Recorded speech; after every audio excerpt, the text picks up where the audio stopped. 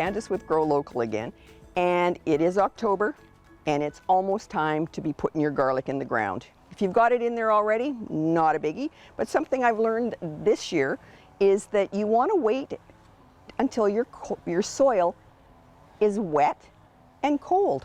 Apparently, if your soil is really warm, that's when you can get this mold and fungus that attacks it. So, just to be on the safe side, if you haven't planted your garlic, wait till it starts raining. It's another good idea too, if you wait a little longer, is you can go get some compost or soil amender and you can put it on top of your beds where you're going to plant your garlic. The rain will come, it's going to leach some of those nutrients down farther into the ground, and then you can go into that lovely cold soil and do your garlic.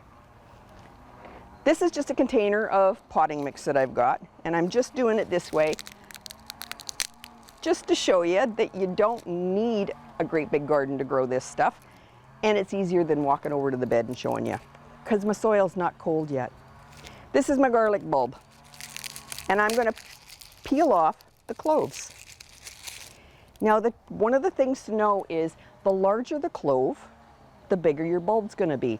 So use the big cloves on the outside and save the little ones on the inside for your cooking. And you don't need to pull the papers off. This is referred to as the foot. That's the bottom.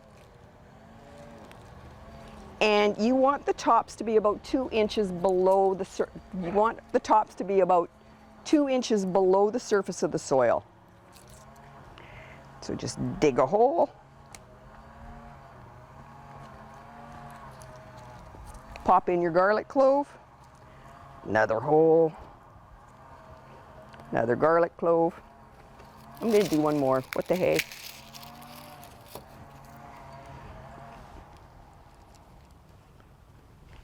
And they're buried. And that's it.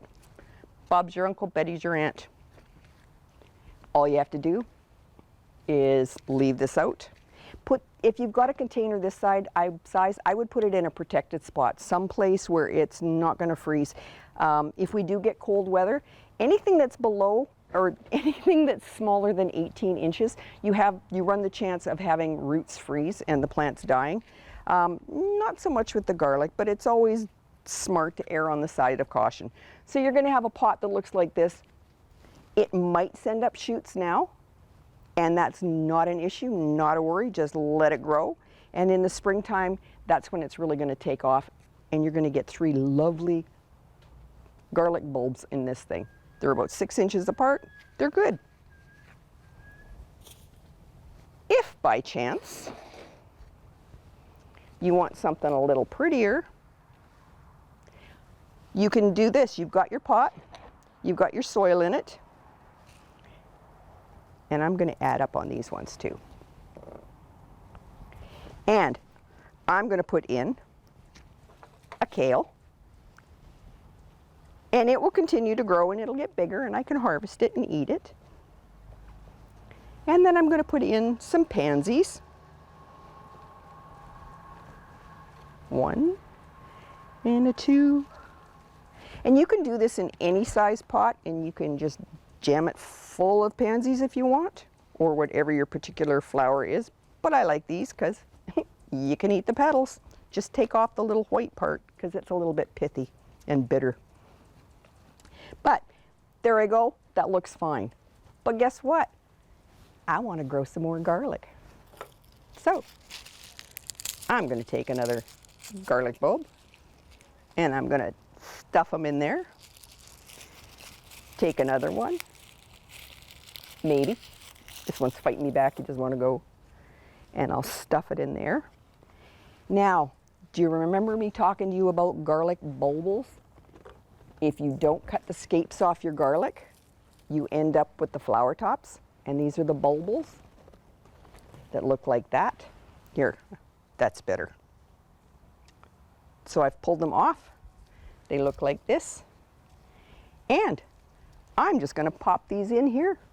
I'm not going to lose them. They're going to grow. These guys, you guys, aren't going to grow really big. All you're going to end up with is these weird looking little grass blade looking things. And that's what they're going to look like this year. But if you remember what they are, because you've got your big garlics in there, and you'll have these little squirrely things coming up, you can continue to grow your pansies in there. You can change them out later, and you've got something pretty to look at while you're waiting for your crop to grow. So it's kind of fun. You might even have one of those ones with the little itty bitty bulbs. And I tell you, these ones, when they start growing, they really do look like little grass blades. I'll just sprinkle them in there and see what happens. Overplanted, but that's me. I do that all the time, and I don't mind. So there you go. And if you want your pansies to keep blooming, this is what's called deadheading.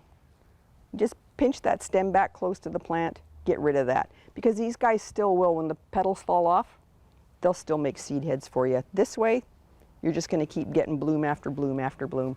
So you can grow your garlic and have something pretty to look at too. Woohoo! I cut this already. And if you pre-prep these, because you're doing it with kids, just cut the lid, but either take it off and leave it, or put a piece of parchment or plastic or something, because these things, they reseal. They heal themselves, and you're going to have to recut it after. And it doesn't take very long, like maybe 20 minutes or so. But if you're doing a planter, and if you want to keep it educational for the kids, you can talk to them about the stems. This one broke off, so I can't show you. These are called the ribs. The blossom end, also called a belly button. This is the meat, or the pulp. These are the guts. That's their favorite parts, the guts. And then you get them to pull out the pumpkin seeds. Now, they might want to do all of them. They might want to just do some of them. But it is fun, it's goopy, it's gooey. And you don't have to worry about getting the guts out. Because once you've done this, I'll just take out a couple more. Ooh, icky, sticky, ooey gooey. And I've actually got my garden gloves because I'm going to fill this up with potting soil. And now, hindsight being 2020, ew, no, I think I'll just get totally gross, dirty, and mucky. So that's it. There. Save those, toast them up later. If you want to keep this for the end, you can. You can just use one of those skewers or toothpicks and put it on the side to make it look good.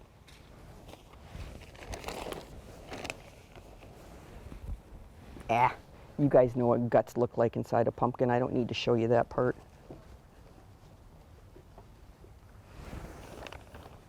So, I'm putting some soil in there. Now I am going to put, again, there's a pansy. Tuck it in. I think I can squeeze in another one. Do the kale. And this is where the fun kind of comes in, you guys.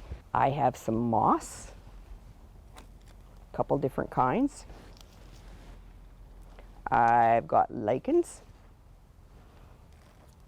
I have some reindeer moss. And I have that netting stuff. You guys probably all recognize it. Really fine. And I have some sticks. So most of this stuff, you can just go for a walk. Get the kids to collect it. You come back, untwist it. Stick some sticks in.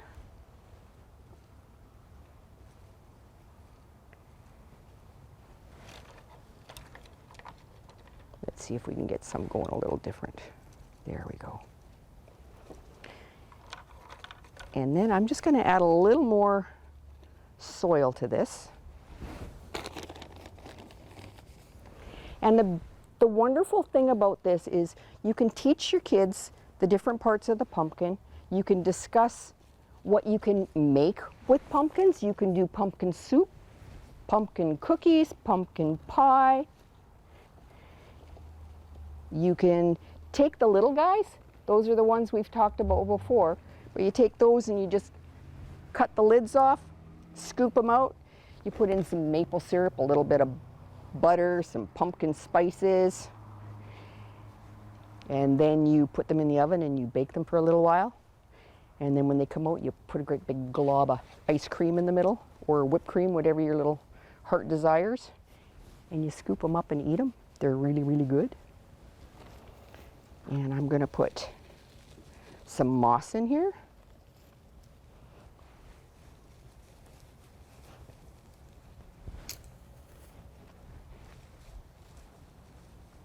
Another thing too is when, if you've got your jack-o'-lanterns and stuff, I know in this area we always take them out by Cathedral Grove or down the highway. That's a really good idea, you guys, especially for the wildlife. They eat it. It's healthy for them. And it's actually a natural dewormer, so I don't think they're going to be upset at all. So there I've got this stuff. I've got these guys. Not exactly my best, but I'm just doing this to give you ideas. And then you can creep it out with some cobwebby stuff.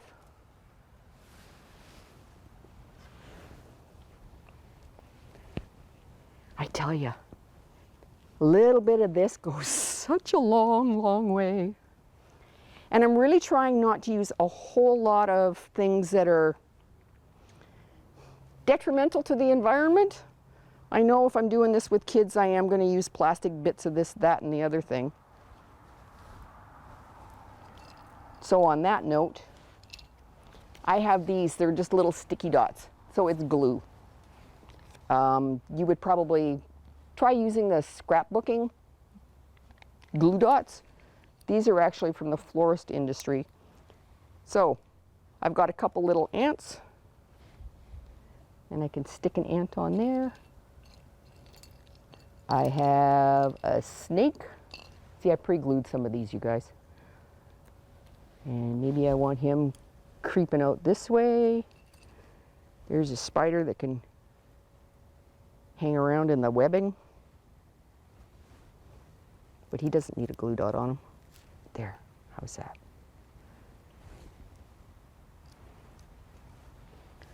Don't know how this is working very well, but you know, there's my little line.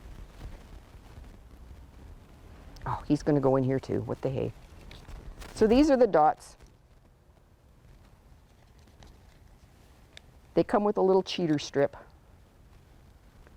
I fold it in half because I really don't need that much. The downside of doing this with dirty fingers is if it gets stuck on me, then it comes off and it's dirty and I have to do it on another one and then another one, and finally it ends up and look like a booger and it doesn't want to stick to anything. So there you go. Got these funky looking little pumpkins. I can stick a couple of those on or just set them on top of the moss like this. You getting the idea? And there. So Halloween comes along. You've taught your kids the different parts of the pumpkin. You've got something kind of spooky and funky to look at. And the only thing I can say is the second part of this is the decomposition class. You're going to get your kids to watch this thing. And their pumpkin is either, as it gets older, it gets soft and it's either going to lean to the left or it's going to lean to the right, or it might be like me and just kind of get a little bit lower and a little bit wrinklier.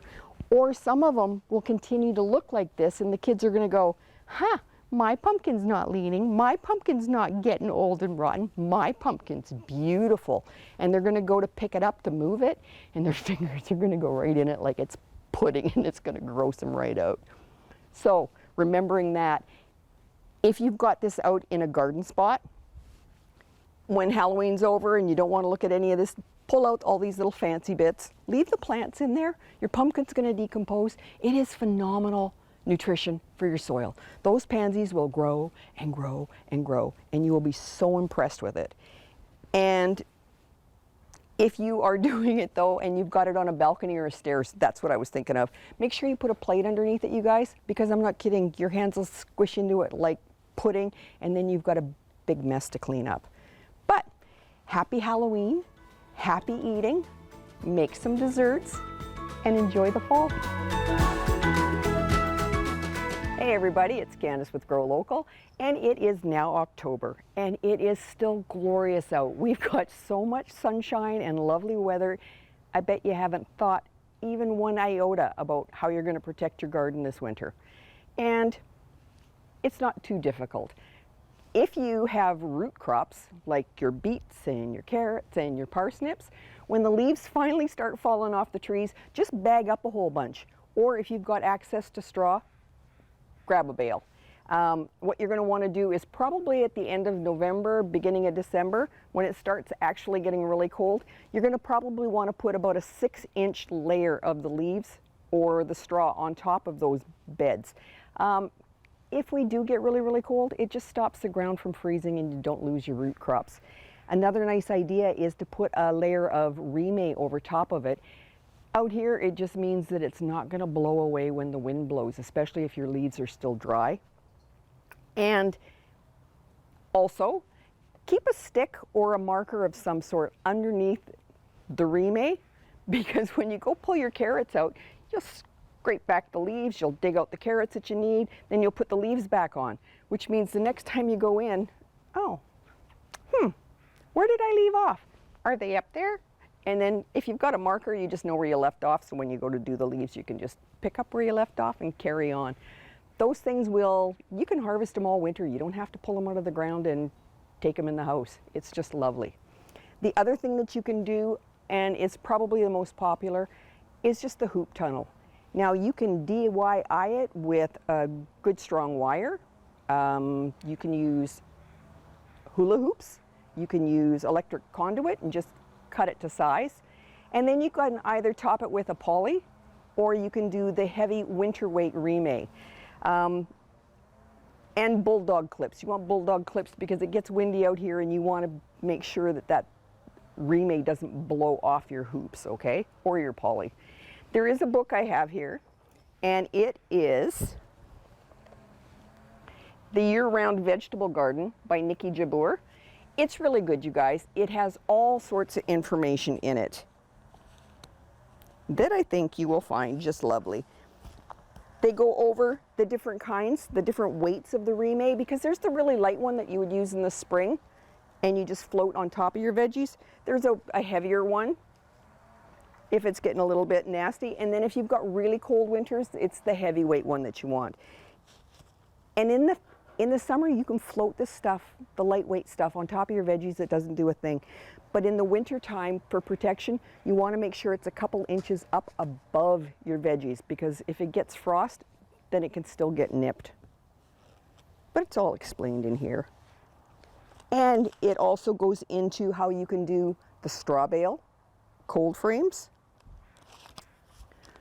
regular old cold frames. These ones, they've actually dug a pit and they put the cold frame in it for added protection. Not something that we usually have to do out here.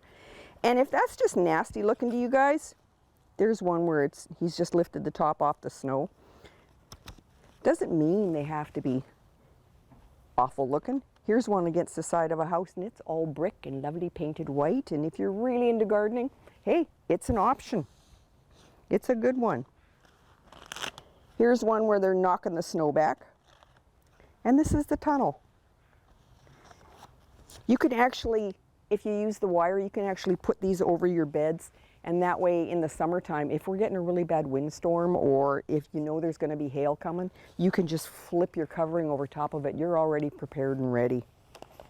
And one of the other things I like about this book, they give you instructions on how to make it. You don't even have to go on YouTube and look it up all over the place.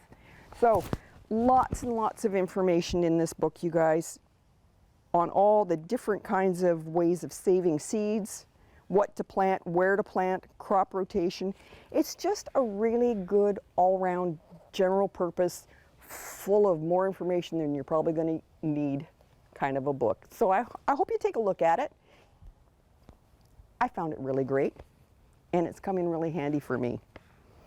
If you don't want a DIY either, that's the other thing I wanted to mention. You can actually buy the kits through some of the garden centers or online. Your choice.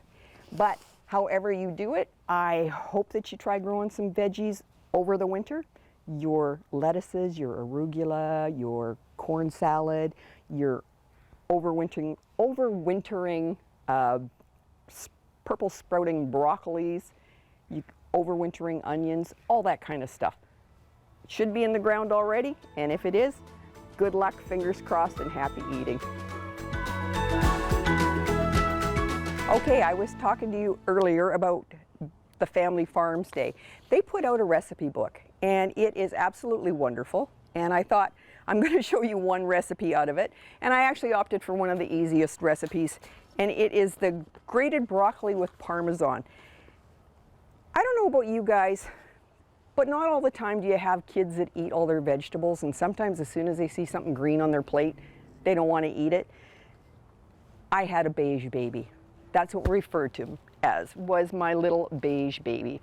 If that food wasn't white or light brown or beige, he didn't want to eat it. He didn't want to eat it. It was pizza, it was potatoes, it'd be French fries, he'd do eggs, he'd do cheese, but as soon as it had any color, off the plate. So, found this recipe, and it is, like I said, grated broccoli with Parmesan. And it's super easy, you guys. All you do is you take the stalks off of your broccoli. There it is. You're going to pare it down. You know all that hard, pithy stuff on the outside that's really stringy? You want to take it off. See, this is what I mean about cooking in front of people. I can't even get the wrapper off the broccoli. So you take this and you just peel all that pithy stuff, the hard, off the broccoli. And then you're just going to grate it. If you got a food processor, use the food processor. It's way easier. This recipe calls for 6 cups of broccoli. It's a recipe, you guys. It's not a law. Use what amount you want. This is just a jumping off point. And you just grate your broccoli up. And then you are going to put a little bit of olive oil in the bottom of a fry pan. And you're going to heat it up. And then you're going to take your broccoli and you're going to throw it in the pan. And as soon as it starts to, you toss it up so it's all covered in the oil. And then you turn it down and you put a lid on it, and you're going to cover it on a low, you're going to cook it on a low temperature for about 10-15 minutes. Depends on how you like your vegetables. If you like them a little bit crunchy still, or if you like them really soft, entirely up to you. And then when it's to the stage that you like, you're going to take a bunch of Parmesan, sprinkle it on, and you're going to let it melt in, and then you're going to put on red pepper flakes. So we'll see what it looks like. Probably not the most attractive, but you sprinkle on your hot pepper flakes, your red pepper flakes. And you can mix it up. And oh my goodness, they scarf it down. It's the funniest thing. But again, it's a recipe. It's not written in stone. If you guys don't like hot peppers, throw in some red peppers. Grate up some carrots. Do whatever you want, but it's just a different way of using parts of the vegetable that you might not have used before, and it looks different, and it might just be a way of getting them to try something new. It's not even new. It's the same old, same old. You're just putting it in a different presentation, and you might fool them, and they might actually end up liking broccoli. But these guys have some really, really awesome recipes. They have butterscotch squash soup, fava bean hummus. You've got rhubarb barbecue sauce. Like, oh, I am so gonna try that one. Garlic skate pesto, roasted patty pan squash. And I have no idea how to say this, so I'm gonna go hakurei, turnips. But it looks like it's just a really, really easy recipe. Chimichurri sauce, French onion soup, steamed vegetables. And man, they've got a lot of vegetables in there, and they've got some tasty ones too. Baked cod with lemon and garlic. Nettle pesto. And I know a lot of you guys are going to go, nettle, like stinging nettles? Oh my goodness. You guys, it's so full of nutrition, and as soon as you blanch those, all the stingers are gone. It's one of the healthiest things you can get in your garden. They've got onion jam, chilled melon soup. Worth picking up the recipe book. If you missed it this year, they might have it online. I don't know. Maybe because I've opened my big mouth and said this, they'll put it online. Or next year, go out and grab it. There's usually something really, really good in there. And like I said, when you're gardening, when you're cooking with your vegetables and stuff, if you find a recipe that sounds intriguing, try it. And try it the way the recipe said, because typically people have, somebody, some poor soul, has put their heart and soul into this thing and made it so that it's going to be the best thing you've ever tasted.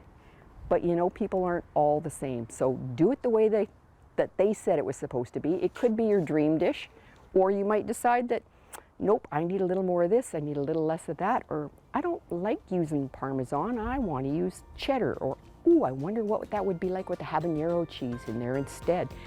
Use what you've got. You don't have to stick to the rules, but get out in that garden, find your veggies, put them to work.